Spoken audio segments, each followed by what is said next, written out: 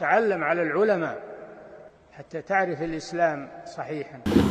إن الحمد لله نحمده ونستعينه ونستغفره ونعوذ بالله من شرور أنفسنا ومن سيئات أعمالنا من يهده الله فلا مضل له ومن يضلل فلا هادي له وأشهد أن لا إله إلا الله وحده لا شريك له وأشهد أن محمدا عبده ورسوله صلى الله عليه وعلى آله وأصحابه وسلم تسليما كثيرا. أما بعد. Gjithë lavdia i takon vetëm Allahut, ata e lavdrojmë dhe i shprehim lavdi, prej tij kërkojmë ndihmë dhe prej tij kërkojmë falje. Kërkojmë mbrojtje tek Allahu nga e keqja e vetes sonë dhe nga të këqijat e veprave tona.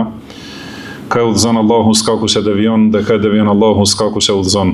Dëshmoj se nuk ka të adhuruar të drejtë përveç Allahut një, i cili nuk ka ortak dhe nuk ka rival, dhe dëshmoj se Muhamedi është rob dhe i dërguar i tij. Salavatet dhe selamet e shumta të Allahut qofshin për të, për familjen e tij dhe të gjithë shokët e tij, si dhe të gjithë ata që e ndjekin udhën e tyre deri në ditën e gjykimit. Mëtej, o Zoti ynë, ti je i lartësuar dhe i pastër nga çdo emet, ne nuk dim asgjë pas asaj që na ke mësuar ti, në të vërtetë ti je i gjithdituri, i urti. O Allah, na bëj të dobishme atë që na ke mësuar, na mëso atë që na bën dobi, na shto diturinë, na përmirëso gjendjen tonë të rësi dhe mos na lart të mbështetur në vetët tona asnjë çast. Mëtej, e falenderojmë Allahun subhanahu wa ta'ala për dhuntit e tij të shumta dhe mirësitë e tij të panumërta.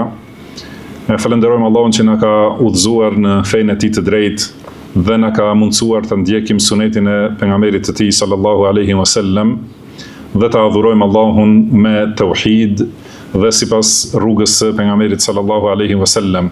Me të vërtetë kjo është dhuntia madhështore dhe fitimi më i madh. Pastaj e falenderojmë Allahun për të gjitha dhuntit e tij, e falenderojmë që na ka mundësuar të mblidhemi me vëllezër në Islam dhe vëllezër që janë pasues të sunetit në kohra të ndryshme dhe në vende të ndryshme, dhe falenderojmë që na mundsoi gjithashtu edhe këtë herë të tubohemi në këtë xhami të bukur dhe të mrekullueshme, me emrin e bukur Xhamia Imam El Albani rahimahullah në Gent të Belgjikës, që ta takojmë njëri tjetrin dhe ta shtojmë dashurinë dhe vllazërinë për hir të Allahut, si dhe ta përkujtojmë njëri tjetrin me atë që është e dobishme, ta përkujtojmë njëri tjetrin për mësimet e fesë madhështore të Allahut subhanahu wa ta'ala, duke shpresuar që të përfitojmë, të na bëjë Allahu të dobishme ato që i mësojmë dhe ato që i themi, dhe gjithashtu të na shtoj diturinë që na bën dobi me dhurat nga Allahu subhanahu wa ta'ala. Pastaj i falenderojmë vëllezërit që e bëjnë këtë përpjekje dhe këtë mund dhe nuk përtojnë që nuk përtojnë, domethënë, dhe nuk i friksojnë kësaj lodhje dhe kësaj përgjegjësie për t'i mbledhur vëllezërit nga vende të ndryshme, që ti përfitojnë këto dobi dhe të mblidhen për ta përmendur Allahun subhanahu wa ta'ala, edhe padyshim se Allahu subhanahu wa ta'ala nuk ja humb shpërblimin askujt, dhe shpërblimet për t'u bashkuar për ta mësuar fenë e Allahut janë të shumta.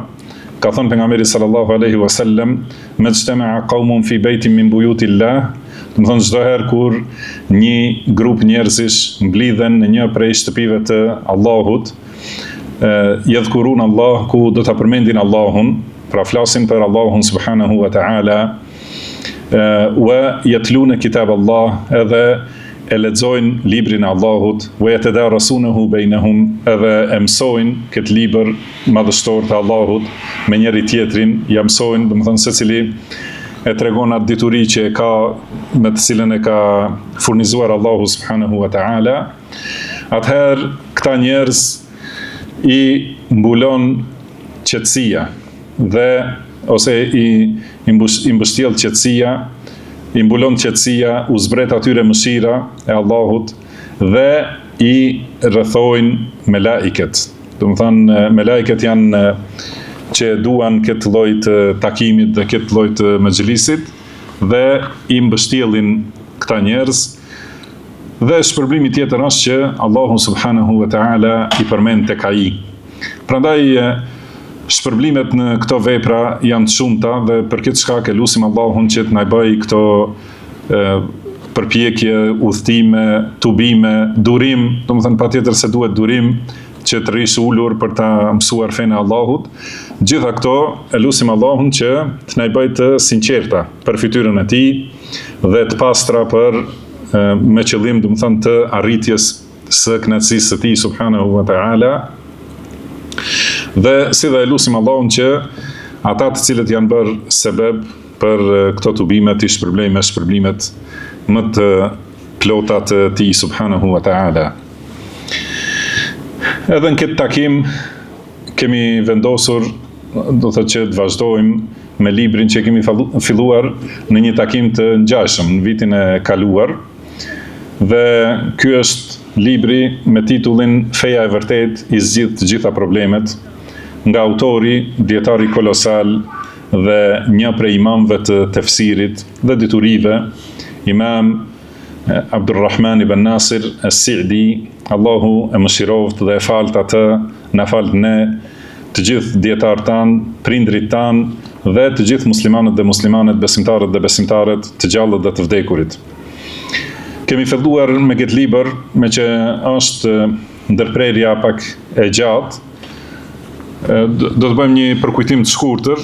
Domethënë në këtë libër ka folur autori rahimahullah për fenë e vërtet, si është ajo, dhe ka treguar për fenë islame, domethënë dhe ka sqaruar se feja islame është feja e përsosur.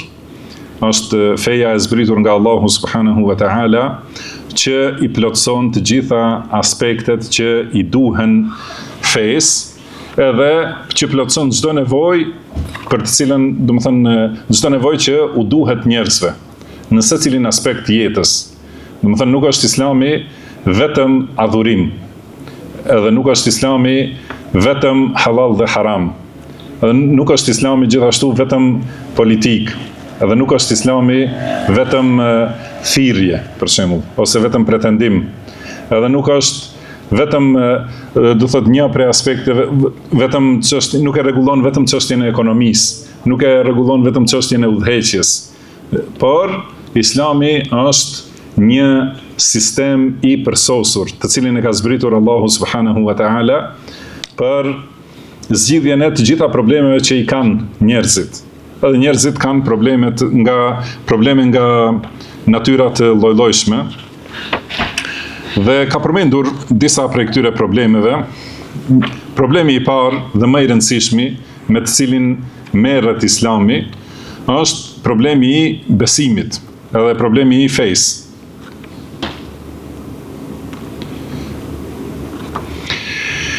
Problemi i fesë dhe besimit, dhe ka treguar se njerëzit patjetër se kanë nevojë për këtë çështje.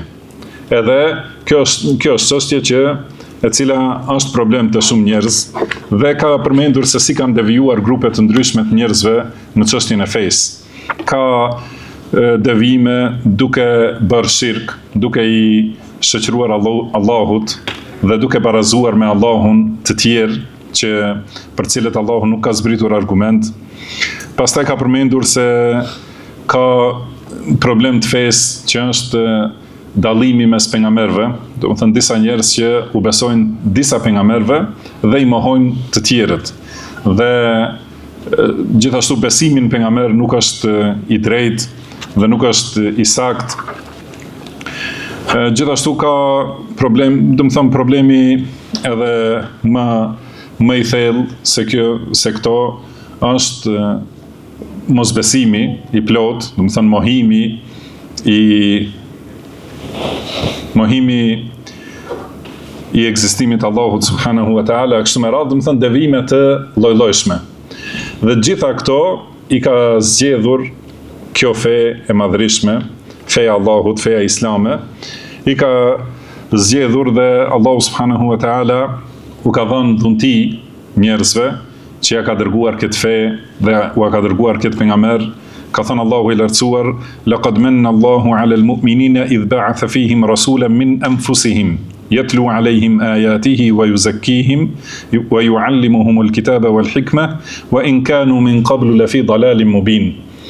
Do thot Allahu u ka dhënë besimtarëve dhuratë të mëdha, kur u solli një të dërguar nga mesi i tyre, i cili u lexon ajetet e tij, i pastron dhe u mëson librin dhe urtësinë.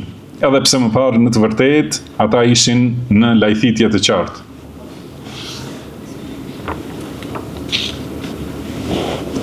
Po, s'ka probleme. Se.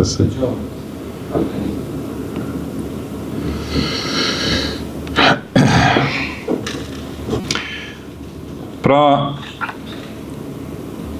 njerëzit përpara ardhjes së Islamit kanë qenë në devime të ndryshme dhe në lajthitje të qartë në këto aspekte, dhe Allahu subhanahu wa ta'ala u ka dërguar këtë fe të përsosur dhe të plot. Allahu ka thënë: "Al-yawma akmaltu lakum dinakum wa atmamtu alaykum ni'mati wa raditu lakum al-islam dina."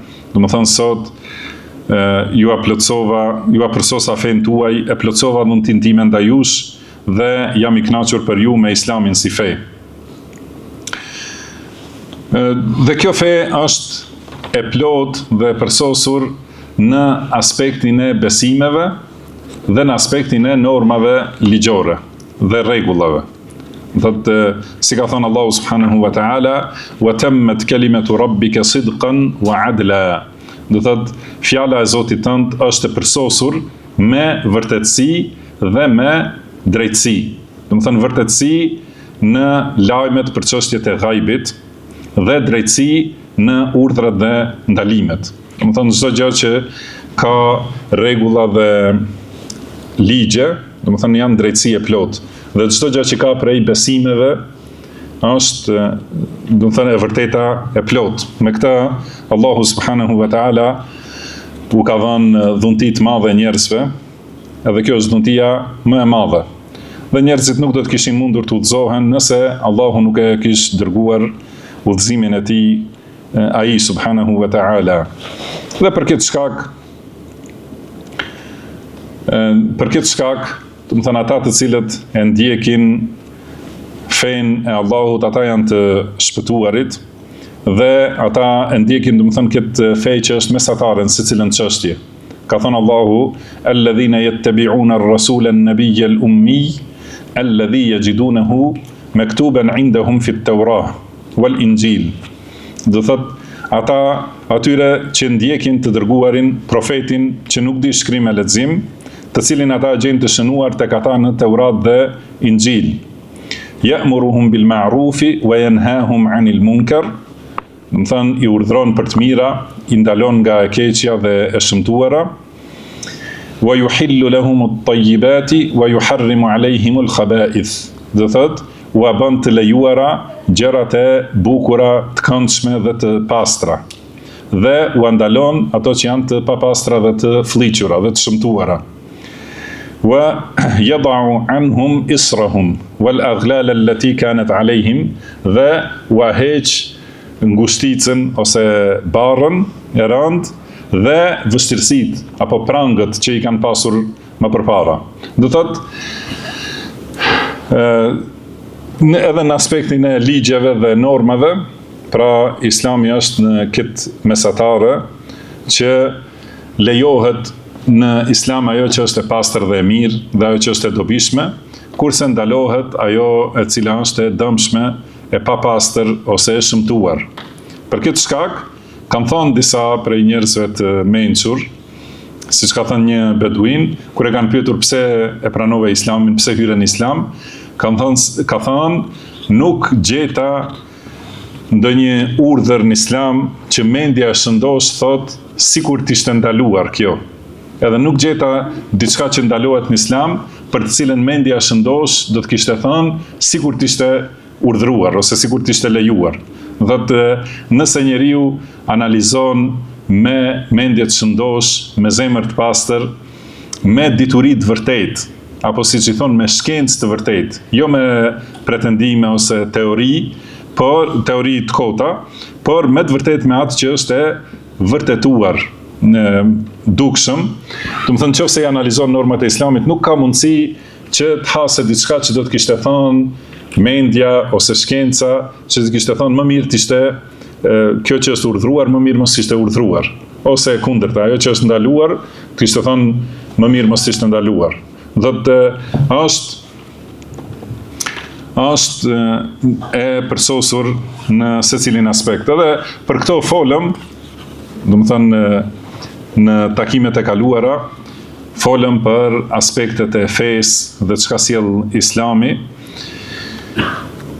dhe si është i përsosur në tauhid. Domethënë, prandaj kur njeriu thret në Islam, duhet ta tregojë këtë realitet njerëzve. Pra si është Islami i përsosur në aspektin e besimit në Allahun subhanahu wa ta'ala. Domethënë me tauhid të pastër, të plot, që nuk ekziston askund tjetër si në Islam. Edhe në aspektin e rububijes, që Allahu është Zoti i vetëm, krijuesi i vetëm, furnizuesi, sunduesi i vetëm, nuk ka Zot tjetër përveç tij, nuk ka krijues përveç tij, nuk ka sundues përveç tij, dhe besimi në emrat dhe cilësitë e Allahut, se Allahut i takojnë cilësitë e përsosura dhe absolute, të pakufizuara. Domethënë i takojnë Allahut të gjitha cilësitë e larta të përsosura dhe të pakufizuara. Domethënë siç është dituria, fuqia, e të tjera mëshira dhe të gjitha cilësitë që i takojnë Allahut subhanahu wa ta'ala. Dhe në këto nuk ka të barabartë dhe nuk ka të ngjashëm, edhe nuk ka dikën që mund të krahasohet me Allahun subhanahu wa ta'ala. Dhe në cilësitë e tij nuk ka asnjë lloj mangësie. Domethënë është i pastër dhe i lartësuar, nuk ka asnjë lloj mangësie. Kjo është me të vërtet, nëse njeriu e analizon edhe me të vërtet e do Zotin subhanahu wa ta'ala dhe do ta di besimin e sakt, do ta gjej se nuk ekziston thot kjo pastërti e besimit si në Islam. Pastaj besimi në pejgamberët, gjithashtu besimi Islam është besimi i pastër, ku tregohet se pejgamberët janë njerëzit më të përzgjedhur dhe më të mirë, të cilët e kanë adhuruar Allahun dhe kanë thirrur për tek Allahu, kanë qenë me moralin më të lartë dhe me dashamirësinë më të madhe për njerëzit, kanë qenë të mbrojtur nga gabimet dhe kanë qenë, do thot, robër të dashur të Allahut subhanahu wa ta'ala. Gjithashtu është kjo çështje që përveç në Islam, do të thonë, rrugët tjera kanë devijuar, e kanë gabu besimin, pashtu besimi në melaike, besimi në librat e Allahut, besimi për ahiretin, do të thonë, në të gjitha çështjet Islami është i përsosur, edhe njeriu e ka obligim ta mësojë dhe ta analizojë.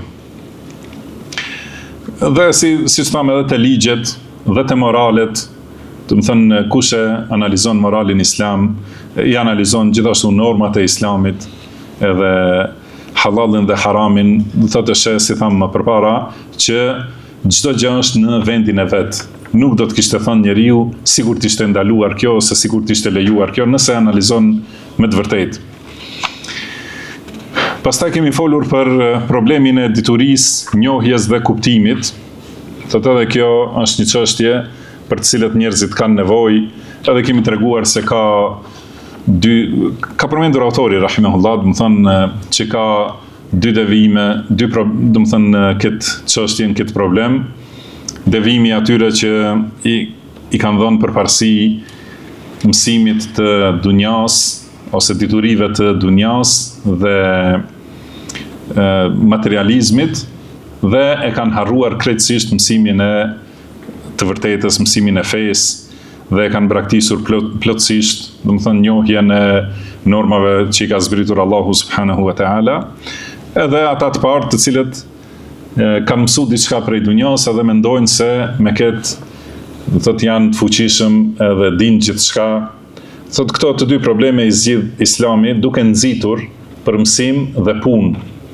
Duke nxitur një herë që njeriu ta mësoj fen, ta njohë Allahun subhanahu wa ta'ala, të di urdhrat e tij dhe të veprojë sipas kësaj, të adhurojë Allahun me dituri dhe gjithashtu të mësojë për çështjet e dunjas, për ato që janë të dobishme, do të thonë praktike, që i bëjnë dobi njeriut dhe të punoj me to, dhe të punoj për ta përparuar vetveten dhe për ta përparuar shoqërinë dhe umetin muslimanët.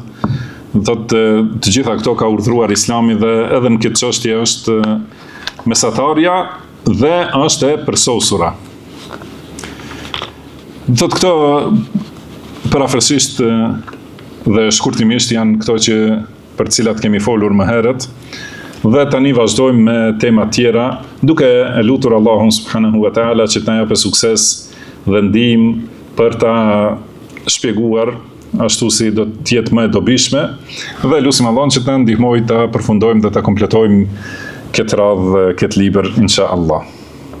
Po.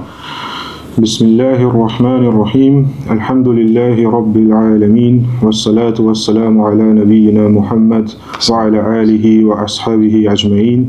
Wa ba'd. Imam Abdulrahman ibn Nasr as-Siddi, Allahu e mëshiroj dhe falt atë hoxhën tonë të pranishme dhe të gjithë muslimanët, në librin e tij me titullin Feja e vërtetë zgjidh të gjitha problemet, ka thënë: problemi i pasurisë dhe varfërisë. Synimet e njerëzve dhe politikat e tyre në lidhje me pasurinë dhe varfërinë janë të lloj-llojshme, varësisht nga qëllimet e tyre personale, jo sipas ndjekjes së vërtetës dhe shikimit të dobive të përgjithshme. Të gjithë e kanë devijuar rrugën e dobishme, nuk janë përmbajtur udhëzimeve të fesë islame, kanë dhënë mendime të lloj-llojshme dhe kanë vepruar sipas tyre. Me këtë ka ardhur e keqja e përgjithshme dhe ka ndodhur trazira dhe sprova të mëdha mes tyre, që pretendojnë se e luftojnë varfërinë dhe i ndihmojnë të varfrit dhe punëtorët dhe atyre që janë të kapur në mënyrë poshtëruese pas pasurisë dhe mallit. Të gjitha këta kanë fjalë dhe teori të shumta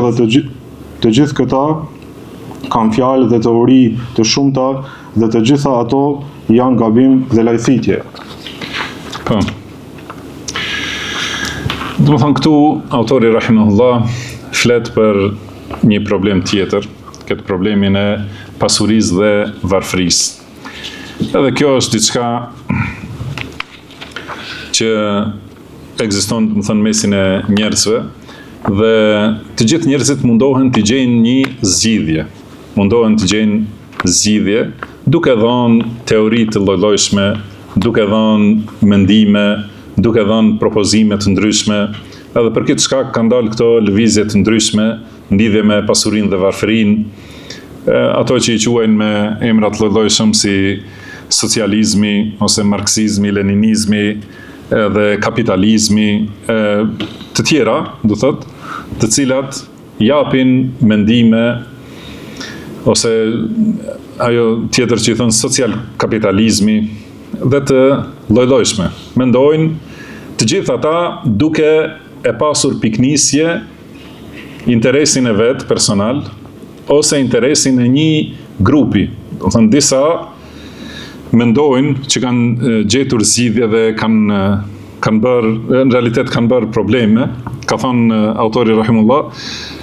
Me këtë ka ardhur e keqja e përgjithshme dhe ka ndodhur trazira dhe sprova të mëdha mes atyre që pretendojnë se luftojnë varfërinë dhe i ndihmojnë të varfrit. Do të thënë nga njëra anë kanë menduar, do të thënë ka disa grupe të cilat pretendojnë se i ndihmojnë të varfrit. Do të thënë luftojnë varfërinë për të ndihmuar të varfrit, edhe me këtë kanë shkaktuar probleme dhe trazira. Dhe kanë bërë dëm, më thënë duke e tepruar në këtë aspekt. Dhe disa të tjerë që janë kapur në mënyrë poshtruese pas pasurisë dhe mallit. Edhe tek ata kryesorja dhe baza është shtimi i pasurisë. Edhe pa marrë parasysh se çfarë padrejtësie u bëhet njerëzve, edhe si shtypen të varfrit, edhe çfarë veprime poshtruese bëjnë, dhe kjo gjithashtu ka shkaktuar edhe luftra mes këtyre ideologjive, edhe shkatrime dhe përplasje. Dhe ka thonë të gjithë këta kanë fjalë dhe teori të shumta, dhe të gjitha ato janë gabim dhe lajthitje, përveç atyre që i ka udhëzuar Allahu subhanahu wa ta'ala në rrugën e drejtë ata të cilët e kanë ndjekur shpalljen e Allahut subhanahu wa ta'ala. Dhe po zgjidhja çka thot? Zgjidhja, Allahu i ka udhëzuar besimtarët në rrugën e drejtë në të gjitha çështjet në përgjithësi dhe në këtë çështje në veçanti. Shariati i lavdi Allahut e ka sjellë përmirësimin e të pasurve dhe të varfërve, secili sipas mundësive. Po, do thot me shariatin e Allahut janë zgjidhur të gjitha problemet, edhe problemet e të pasurve, edhe problemet e të varfërve, dhe është themeluar drejtësia dhe ka sjell, do thot Islami, udhëzime dhe udhërëfime, udhëzuese të dobishme, edhe për të pasurit edhe për të varfrit, që ndjekja e këtyre udhëzimeve u sjell njerëzve bereqet, mirësi, edhe shtim, gjithashtu shtim të fitimit, edhe u sjell shpërblime në dunja dhe në ahiret. Do thot ka sjell udhëzime edhe për të pasurit, që u përmirëson gjendjen e pasurisë, u ashton bereqetin, edhe u ashton fitimin dhe u ashton shpërblimet. Gjithashtu ka sjell udhëzime dhe drejtime, do thot, për të varfrit, që si duhet veprojnë me varfrinë e tyre, cilat janë zgjidhjet sheriatike për këtë varfri, do të thonë si të dalin nga kjo gjendje dhe si të veprojnë me të, gjithashtu. Do të thënë të gjitha këto i gjenë në fenë e Allahut subhanahu wa ta'ala. Këto i kanë ndarë autori rahimahullah në disa kategori, do thotë udhëzime për të gjithë, edhe të pasurit edhe të varfrit, pastaj udhëzime të veçanta për të pasurit dhe udhëzime të veçanta për të varfrit. Po. Udhëzimi i shoqërisë besimtare. Pasi Allahu i lartësuar ka gjykuar në krijimin e tij dhe në kader se krijesa do të jenë në shkallë të ndryshme, dikush prej tyre është i pasur e dikush i varfër, dikush me prejardhje fisnike dhe dikush me prejardhje të ulët. E gjithë kjo është me urdhësi madhështore dhe sekrete të shumta, që është e vështirë të shprehen dhe të përshkruhen. Allahu i ka lidhur njerëzit mes veti me lidhje të fuqishme, disa i ka vënë në shërbim ndaj disa të tjerëve, mes tyre ka caktuar interesa dhe dobi të drejta dhe të gjithë i ka bërë nevojtar për njëri tjetrin. Ligjvënësi i urtë fillimisht ka urdhëruar që të gjithë të jenë vëllezër dhe të mos e shfrytëzojnë njëri tjetrin për shfrytëzim personal, por e ka udhëzuar secilin prej tyre që t'i kryej ndaj tjetrit obligimet sheriatike, me të cilat plotësohet harmonia dhe realizohet jeta. Të gjithë i ka urdhëruar që të drejtohen bashkërisht drejt dobijeve të përgjithshme që u shërbejnë të dy palëve, siç janë adhurimet trupore, projektet e bamirësisë, lufta dhe rezistenca kundër armiqve dhe largimi i armiqësisë së tyre me të gjitha mënyrat dhe rrugët, duke e bërë secili atë që ka mundësi dhe fuqi. Dikush me trup dhe pasuri, dikush me trup, dikush me pasuri, dikush me pozitën dhe direktiva, dikush me mësim dhe përhapje të diturisë. Qëllimi i të gjithëve është i përbashkët, interesat janë të përbashkëta, synimi është i ndershëm dhe mjetet për arritjen e tyre janë të ndershme.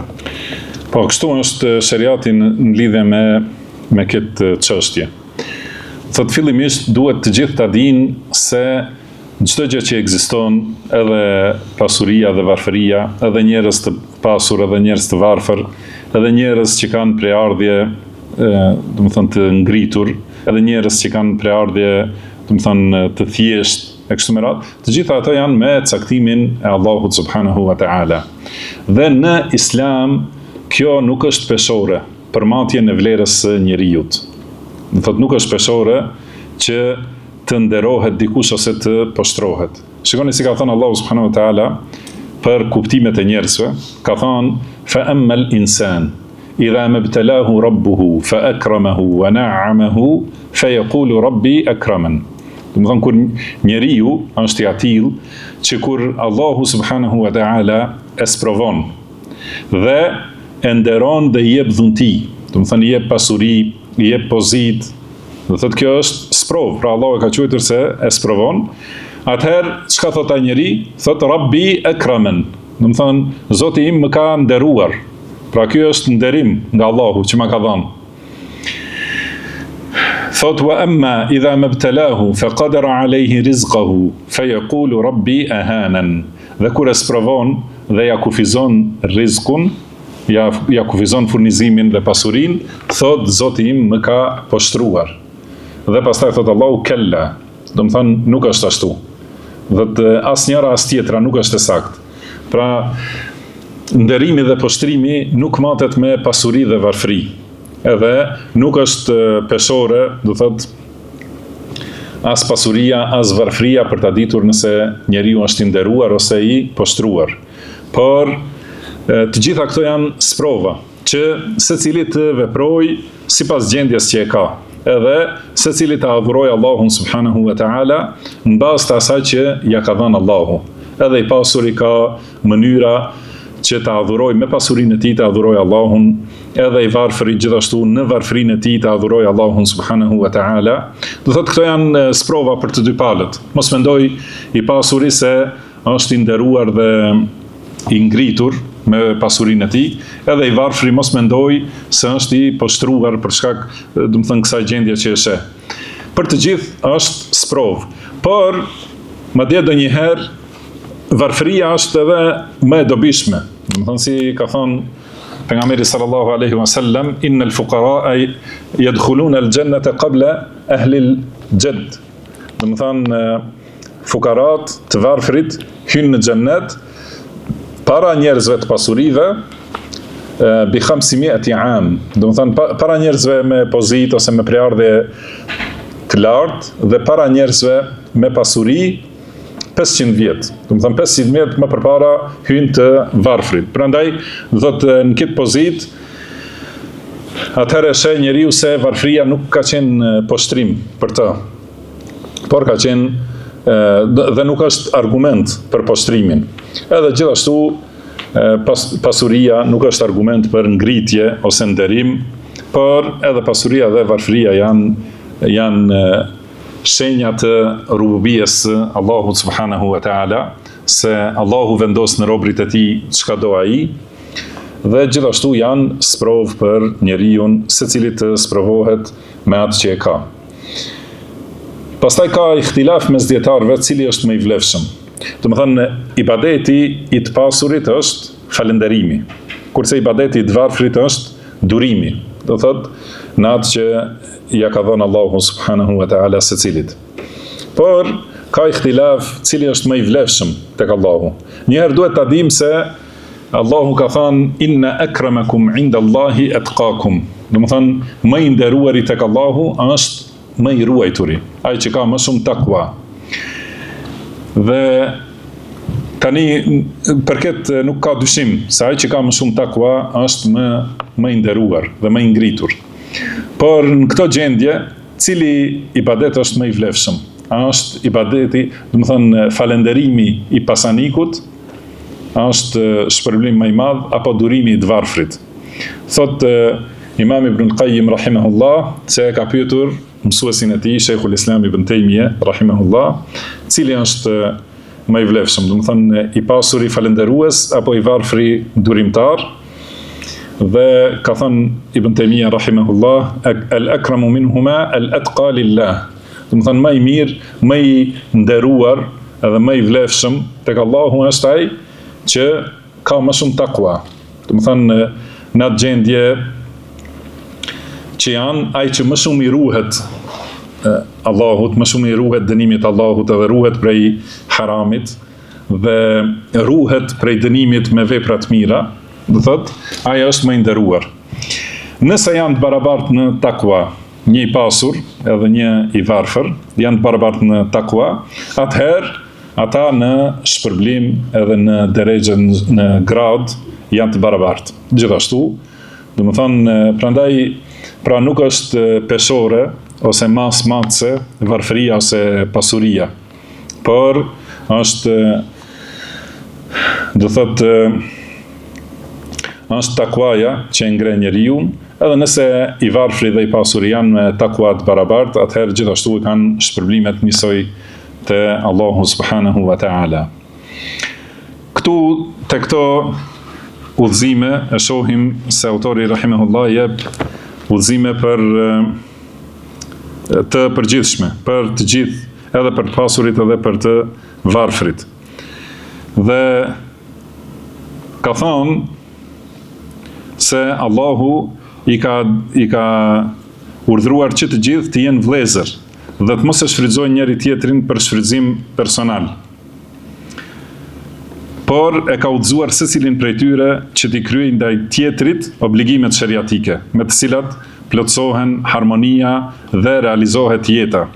Të gjithë i ka urdhruar që të drejtohen bashkërisht drejt dobive të përgjithshme, që u shërbejnë të dy palëve. Do të thonë duhet të bashkëpunojnë dhe jo ta shfrytëzojnë njëra palë, do të thonë tjetrën, por të gjithë bashkë, sepse kanë dobi të përbashkëta, të gjithë njëherë duhet të adhurojnë Allahun subhanahu wa ta'ala, dhe jo të adhurojnë atë që ka, do të thonë askënd përveç Allahut subhanahu wa ta'ala, por jo t'i nënshtrohen njerëzve, edhe jo t'i nënshtrohen atyre, do të thonë të cilët kanë ndonjë interes. Por secili, do thotë të gjithë, pra duhet të drejtohen bashkarisht drejt dobive të përgjithshme që u shërbejnë të dy palëve. Siç janë adhurimet trupore, do të thonë ka adhurime që duhet patjetër të bëhen të barabartë, të pasurit dhe të varfrit. Do të thonë si që është namazi, ose haxhi, ose agjerimi gjithashtu, edhe çështje tjera, lufta në rrugën e Allahut, lufta dhe rezistenca kundër armiqve dhe largimi i armiqësisë së tyre, do të thonë duhet nuk mund ta bëjnë veç të pasurit, as nuk mund ta bëjnë veç të varfrit. Por e bën secili atë që ka mundësi dhe fuqi. Dikush lufton me trup dhe pasuri, në secilin aspekt, edhe në luftë kundër armiqve, edhe në luftën e përditshme, do të thonë dikush lufton me trup dhe pasuri, dikush me trup, dikush me pasuri, pra nuk mund të shkojë fizikisht, por ndihmon fenë Allahut edhe ndihmon kauzën e përbashkët me pasuri, dikush me pozitën dhe me direktiva, do të thonë duke udhëhequr, dikush me mësim dhe përhapje të diturisë, do të thonë të gjithë kontribuojnë në atë që është të dobishme për të gjithë. Qëllimi i të gjithëve është i përbashkët, interesat janë të përbashkëta, synimi është i ndershëm, do të thonë synimi është arritja e kënaqësisë Allahut, jo arritja e interesave të ulta të dunjas, arritja e kënaqësisë Allahut dhe arritja e shpërblimit, arritja e xhenetit. Synimi është i ndershëm, edhe mjetet për arritjen e synimeve janë të ndershme. Do thotë edhe mjetet gjithashtu, pra në Islam nuk ekziston parimi se qëllimi arsyeton mjetet. Do thotë qëllimi duhet të jetë i pastër dhe i ndershëm, edhe i ligjshëm sipas shariatit, dhe mjetet për të arritur këtë qëllim duhet të jenë të pastërta dhe të ndershme dhe të ligjshme sipas shariatit. Do thotë këtë duhet ta kenë parasysh të gjithë. Pastaj në vazhdim jep këshilla dhe udhëzime të veçanta për ata që kanë pasuri. Udhëzimi i të pasurve. Pasanikëve u ka bërë obligim zakatin prej pasurisë së tyre, siç janë sqaruar detajet në shariat. Drejtimet ku jepet zakati janë drejtimet që i plotësojnë nevojat e nevojtarëve dhe i realizojnë dobit fetare, të cilat i drejtojnë çështjet e jetës së kësaj bote dhe ato të fesë. Kanë nxitur për bamirësi në secilën kohë dhe në secilin rast. E ka bërë obligim për mbushjen e nevojave të dobishme të nevojtarëve, ushqimin e të uriturve, veshjen e të zhveshurve dhe heqjen e vështirësive nga nevojtarët. I ka bërë obligim shpenzimet e veçanta për bashkëshortet, fëmijët dhe çka lidhet me ta dhe kryerjen e të gjitha ndërveprimeve që ndodhin mes njerëzve. Barazi me këtë i ka urdhëruar që gjatë fitimit të mirave të kësaj jete të mos mbështeten në fuqinë dhe forcën e tyre dhe atë që e kanë të mos e shikojnë si një gjë të qëndrueshme dhe të përhershme, duke u rahatuar me të dhe duke ju mbështetur asaj, por shikimi i qëndrueshmërisë dhe vazhdimësisë të jetë tek Allahu, të dhuntit e tij, të lehtësimi dhe ndihma e tij. I ka urdhëruar që ta falenderojnë atë për mirësinë që ua ka dhuruar dhe që i ka veçuar me pasuri. I ka urdhëruar që të ndalen të kufit dhe të mos zhyten në luks dhe të prim në shpenzime në mënyrë që e dëmton moralin, pasurin dhe si cilin situatë të tyre. Por të jenë, si që ka thënë Allahu i lartësuar, وَالَّذِينَ إِذَا أَنْفَقُوا لَمْ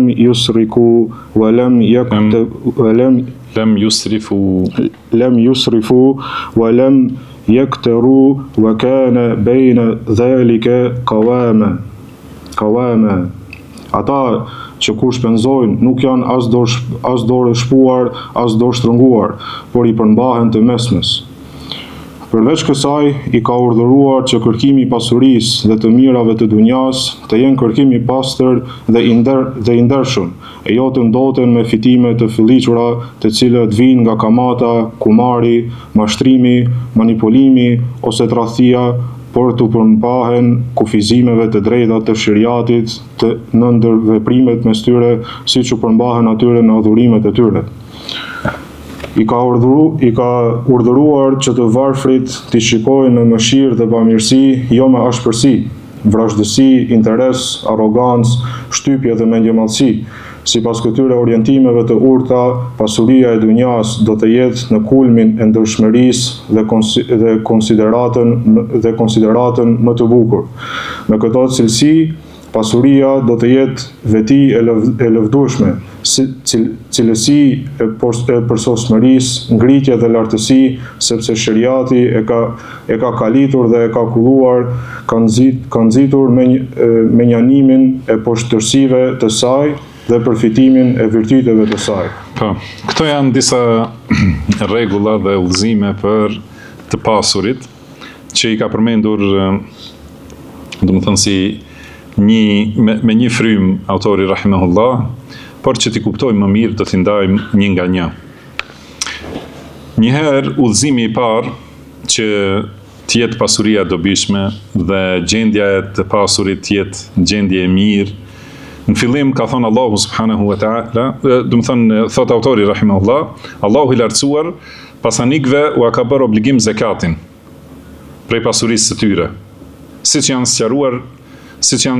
sqaruar detajet në shariat, edhe drejtimet ku jepet zekati janë sqaruar në shariat, gjithashtu është sqaruar në Kur'an dhe në sunetin e pejgamberit sallallahu alaihi wasallam kujt jepet zekati dhe detajet e tyre janë në librat dhe në mësimet e fikhut. Edhe këto të gjitha janë, domethënë që i plotësojnë nevojat e nevojtarëve dhe i realizojnë dobitë fetare, të cilat i drejtojnë çështjet e jetës të kësaj bote dhe ato të fesë. Domethënë urdhresa e parë është dhënia e zekatit dhe dobitë prej dhënies së zekatit janë të shumta. Dhe nëse analizon njeriu si ka obliguar Allahu të pasurit, në çfarë mënyre ta japin zekatin, kush e ka obligim zekatin, do të thënë se kjo është drejtësi për të pasurit. Nuk është dëmtim, edhe nuk është shtypje, siç janë ideologjitë e devijuara. Do të thënë përmendëm ata socializmi për shembull, nuk u bën padrejti të pasurve, edhe i shtyp të pasurit, edhe sigur pasuria do të thënë llogaritet si krim, edhe nuk lejohet që njeriu i cili ka aftësi dhe mundësi për të fituar dhe për të ngritur, nuk i lejohet atij të ngrej kokë, po shtypet në socializëm, komunizëm e kështu me radhë. Shariati i ka urdhëruar të pasurit që të ndajnë prej pasurisë së tyre. Mirë po, kur bëhet obligim kjo? Siç e dini, do të thënë bëhet nëse pasuria ka arritur një nivel të caktuar, që do të thënë është pasuri e madhe, dhe ajo pasuri qëndron një vit, nuk harxohet, edhe nuk përdoret. Do të thënë atëherë, prej saj i obligohet njeriu ta japë një pjesë prej 40 pjesëve. Do të thënë 1/40, kurse ato 39 tjera i mban për vete dhe do thot mund t'i shfrytëzoj ose mund t'i ruaj gjithashtu. Thot njëherë nuk i bëhet padrejtësi të pasurit. Pastaj kur shikohet kujt duhet të jepet pasuri, kujt duhet të jepet zakati, do të thënë shohim se është gjithashtu drejtësi dhe mëshirë për të varfrit, që ose ata që nuk kanë mundësi, dhe gjithashtu jepet ky zakat në drejtime dhe në vende që janë të dobishme për të gjithë muslimanët. Do të thënë prap dobia e këtij zakati kthehet edhe për të pasurin, edhe për të varfrit, edhe për shoqërinë përgjithësi. Do të thënë të gjitha këto drejtime kur i shohim edhe atyre që u obligohet ta japin, edhe kujt duhet t'ia japin, do të thënë shohim drejtësinë e plot, edhe mëshirën dhe mirësinë dhe dobinë e plot nga zbatimi i këtij shariati. Kuptohet se zakati është një prej obligimeve më të mëdha, edhe shohim se është zakati si motra e namazit. Prandaj në shumë vende në Kur'an, çdo herë që përmendet namazi, menjëherë pas ti përmendet zakati, që tregon se ka pozitë lartë. Ky është obligimi i parë ose udhëzimi i parë për pasanikt. Pastaj ka thonë, kanë nxitur për bamirësinë secilën kohë dhe secilin rast. Do të thonë përveç zakatit, në çdo rast, edhe në çdo kohë i kanë nxitur të pasurit që të jenë bamirës, që ta ndihmojnë atë për cilën, do të thënë ta ndihmojnë atë çështje për cilën ka nevojë të ndihmohet. Do të thënë qofshin ata njerëz të varfër, do të thënë që të përmbusen nevojat e domosdoshme nevojtarve, të ushqehen të urriturit, të vishen të zhveshurit, të hiqen vështirësitë nga nevojtarët e kështu me radhë. Do të thënë këto janë nxitje të vazhdueshme. Përveç zakatit, do thotë i cili është obligim, gjithashtu Allahu ka urdhëruar që njeriu të jetë bamirës në mënyrë vullnetare, që t'i shtohet atij e mira dhe shpërblimet. Për zakatin, për ato që janë obligim, ka thënë Allahu wa fi amwalihim haqqun ma'lum lis-sa'ili wal mahrum. Do të thënë në pasuritë e tyre ka një hak, një obligim të ditur. Do të thënë që është i caktuar, që jepet lypësve dhe atyre që nuk kanë, do të thënë ose lypësve me nevojtarve. Po ashtu, pastaj, do të thënë të gjitha këto, edhe ajo që është obligim, në tjetër ajet Allahu nuk ka përmendur cilësinë ma'lum, do të thënë që është e njohur, po ka thënë wa fi amwalihim haqqun lis-sa'ili wal mahrum. Do të thënë në pasuritë e tyre ka një pjesë, një hise, lypsi dhe nevojtari. Do të thënë edhe pse nuk e kanë, edhe pse kanë dhënë zakatin e obliguar, gjithashtu ata njerëz të devotshëm, banorët e xhenetit, janë që në pasuritë e tyre ka një hak për të varfrit dhe nevojtarët. Pastaj ka thonë çështja tjetër, gjithashtu i ka bërë obligim shpenzimet e veçanta për bashkëshortet, fëmijët dhe çka lidhet me ta. Do thotë përveç këtyre, do të thonë obligim të pasurit ja ka bërë edhe të kujdeset për bashkëshorten e tij, edhe të kujdeset për fëmijët e tij dhe ata që lidhen me ta, do të robrit që kanë qenë edhe sklevrit më përpara, ose punëtorët edhe shërbetorët e tyre. Do thotë për ata Allahu e ka bërë obligim gjithashtu që të japin edhe të kujdesen për këta njerëz. Pastaj tjetri udhëzim është barazi me këtë, do të thënë përveç këtyre që Allahu i ka obliguar të japin këtu edhe të japin aty disa obligime, disa vullnetare, disa obligime të veçanta, do të thënë obligime ndaj familjes. Bashkë me këta, Allahu i ka urdhëruar që gjatë fitimit të mirave, i ka urdhëruar që gjatë fitimit të mirave të kësaj jete, të mos mbështeten në fuqinë dhe forcën e tyre.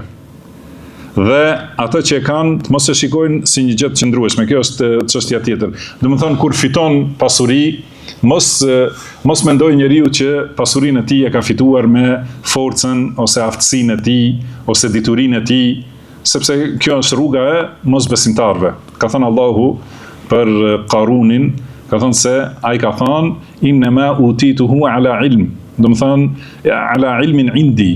Ka thënë këtë pasuria kam fituar me diturinë që e kam unë.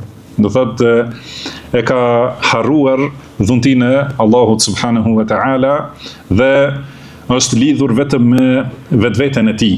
Edhe prandaj përfundimi i tij ka qenë që Allahu e ka shembur atë me gjithë pasurinë e tij në tokë. Pastaj çështja tjetër është se Allahu ka urdhëruar që pasurinë mos e shikojnë si një gjë të qëndrueshme. Atë që e kanë mos e shikojnë si një gjë e qëndrueshme, e përhershme, sepse pasuria patjetër është e përkohshme.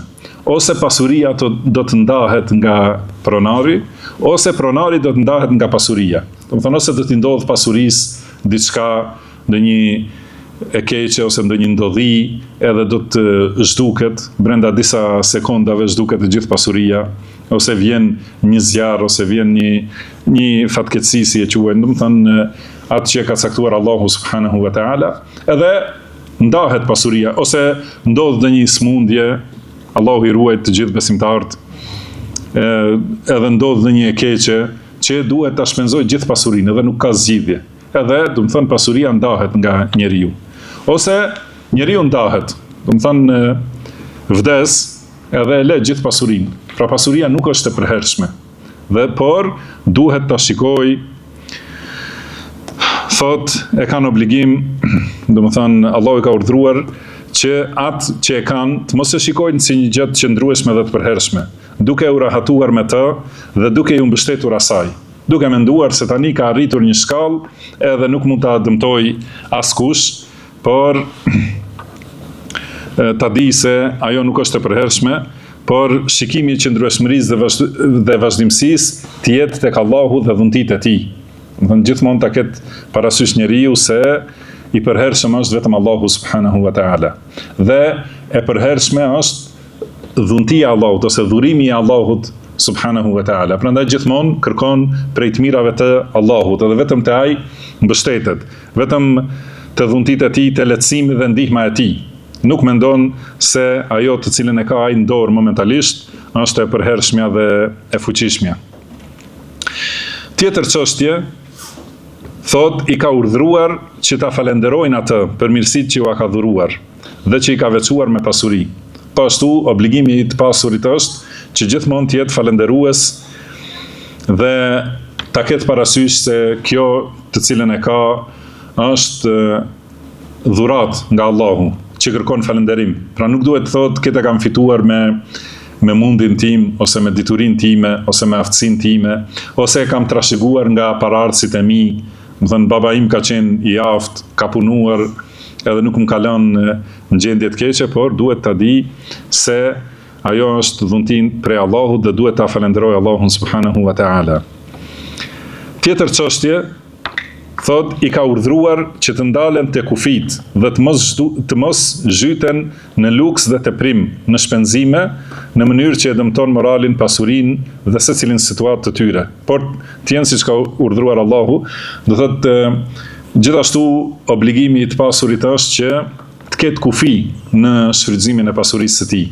Ta shfrytëzoj për atë që e kënaq Allahun, që ta shfrytëzoj në gjëra me të cilat e fiton shpërblimin e Allahut subhanahu wa ta'ala.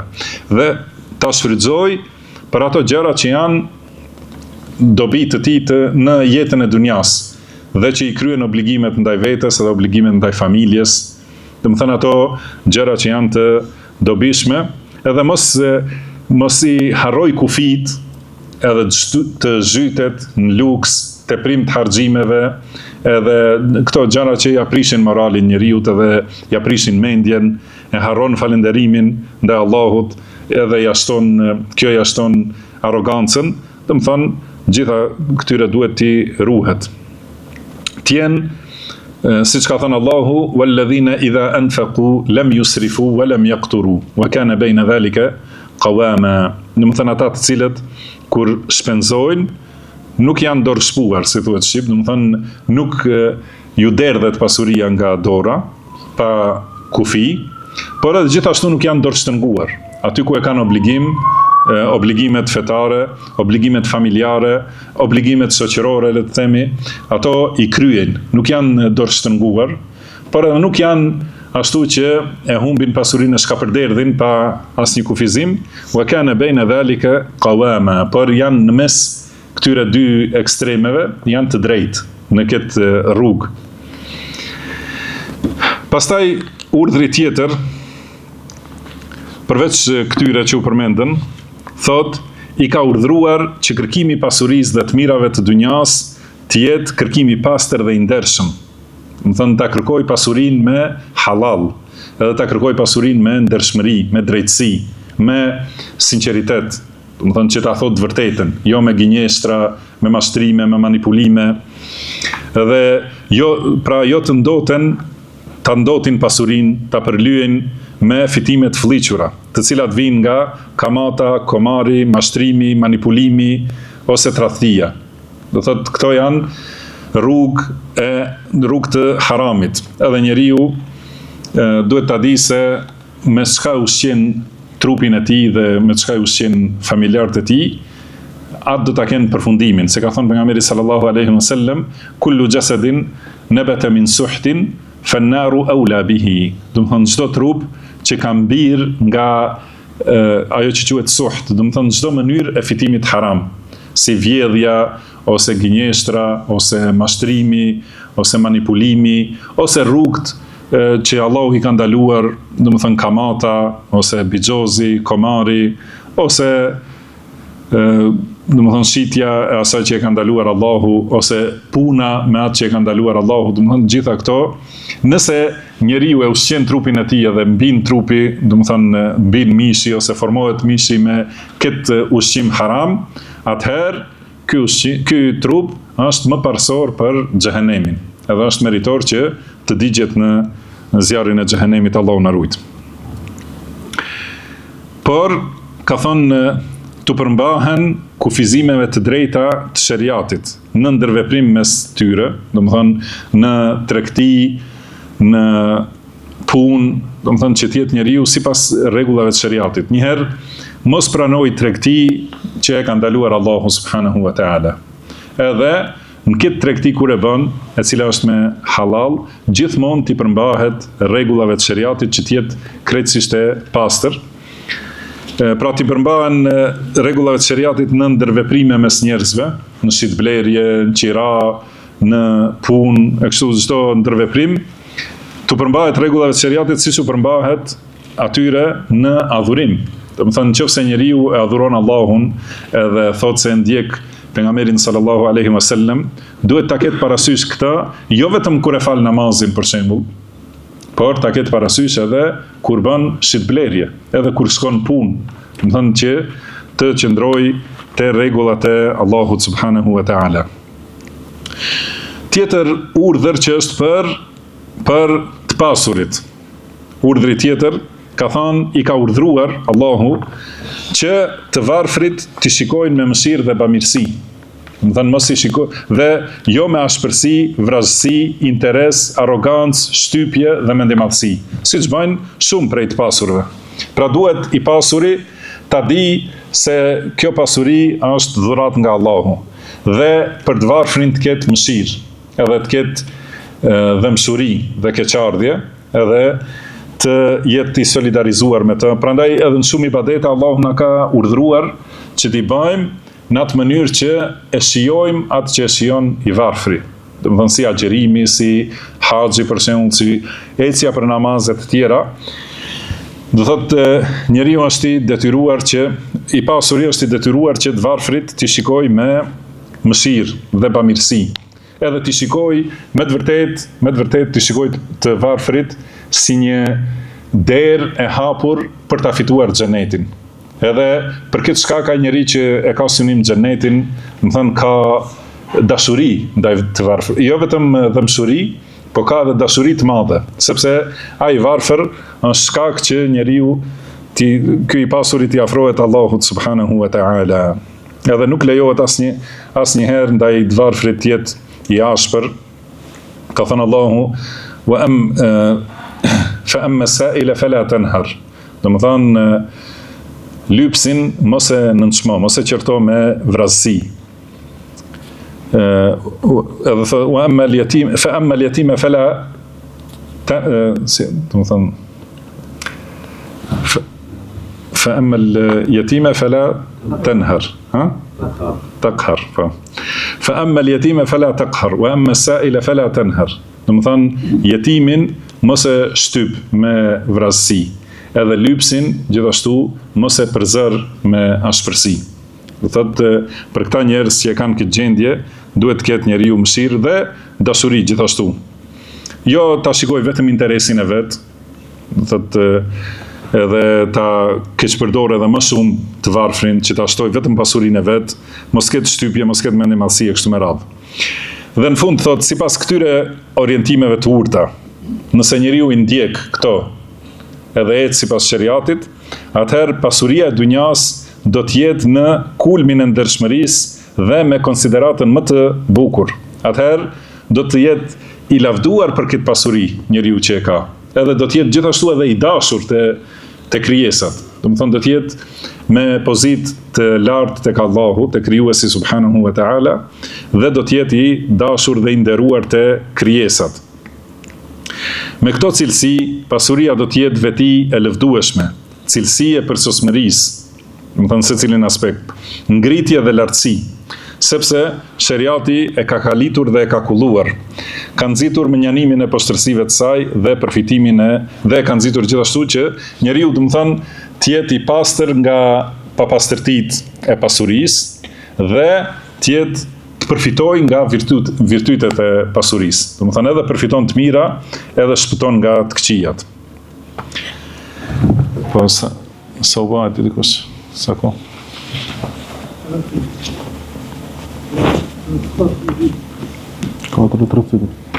Po një orë ose më shumë. Një orë. Mirë, do të kishim folur edhe për udhëzimet për të varfërve, udhëzimi të varfërve, po ka pak më gjatë, inshallah, në mësimin e ardhshëm. Wallahu a'lam wa sallallahu wa sallama ala abdihi wa rasulihi nabiyina Muhammad. Subhanaka Allahumma wa bihamdik, ashhadu an la ilaha illa anta, astaghfiruka wa atubu ilaik, wa akhiru da'wana anil hamdulillahi rabbil alamin.